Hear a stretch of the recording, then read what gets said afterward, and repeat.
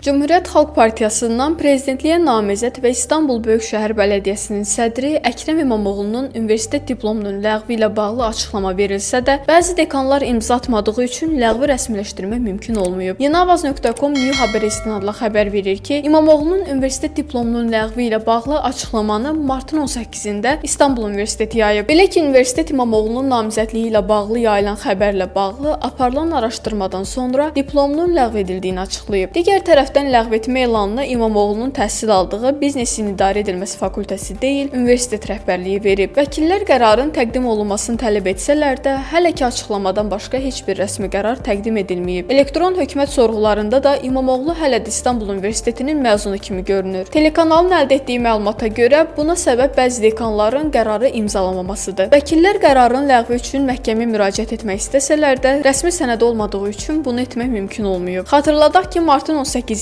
İstanbul Böyükşəhər Bələdiyyəsinin sədri Əkrəm İmamoğlu'nun diplomunun ləğv olunduğu elan edilib. Bir gün sonra isə o saxlanılıb. Martın 23-də məhkəmə korrupsiya ithamını əsas gətirərək İmamoğlu barəsində həbs qəti imkan tədbiri seçib. Daha sonra o İstanbulun bələdiyyə sədrliyindən uzaqlaşdırılıb.